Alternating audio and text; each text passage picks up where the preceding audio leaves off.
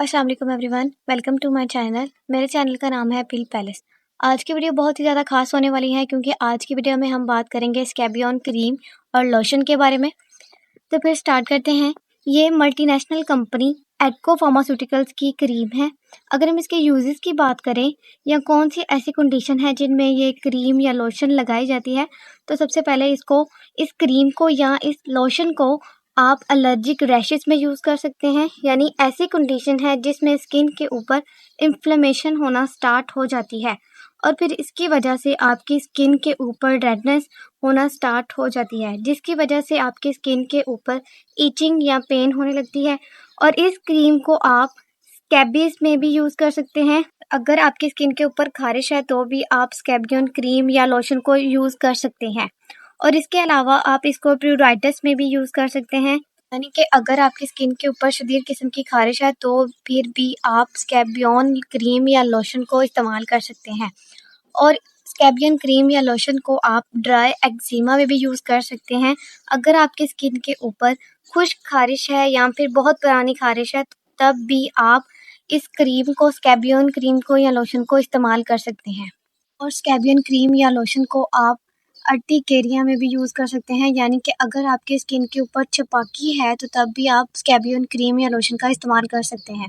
इसके अलावा इसको इंसेक्ट बाइट्स में भी यूज़ किया जाता है कि अगर आपकी स्किन के ऊपर किसी कीड़े मकोड़े ने काटा हुआ है तो फिर उसकी वजह से आपकी स्किन के ऊपर ईचिंग हो रही है, तो तब भी आप स्कैबियन क्रीम या लोशन का इस्तेमाल कर सकते हैं। इसके अलावा इसको चिकन पॉक्स इन्फेक्शन में भी यूज़ कर सकते हैं।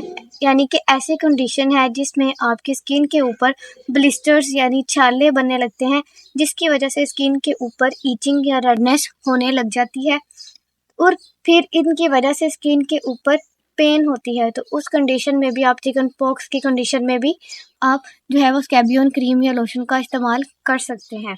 इसके अलावा स्कैबियन क्रीम या लोशन को इची डर्माटाइटिस में भी यूज़ किया जाता है। यानी अगर आपकी स्किन के ऊपर किसी कॉस्मेटिक्स या फिर ज्वेलरी वगैरह से एलर्जी होने लगती है, जिसकी वजह से आपकी स्किन के ऊपर खारिश होने लग सकती है, तो इस कंडीशन में भी स्कैबियन क्रीम को यूज़ किया जाता है।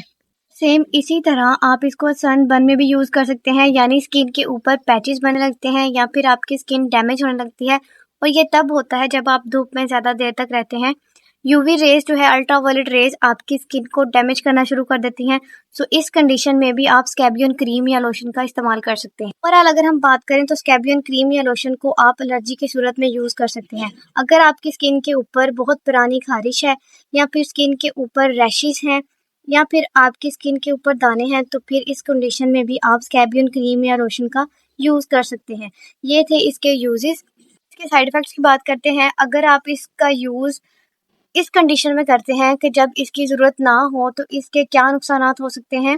तो आपको हाइपर सेंसिटिविटी रिएक्शंस हो सकता है, यानी आपके स्किन के ऊपर मज़ीद रैशेस या एलर्जी हो सकती है। इसको लगाने का तरीका ये है कि रात को सोने से पहले गर्दन से लेकर पाँव तक पूरे जिस्म पर लगाना है, लेकिन अपने चेहरे और आंखों पर लगाने से परहेज़ करें। और इस क्रीम को आप 7 से 14 डेज़ तक यूज़ कर सकते हैं। में हमने स्कैबियन क्रीम या लोशन के यूजेस देखे और साइड इफ़ेक्ट्स देखे और इसका तरीका इस्तेमाल किया था, ये देखे।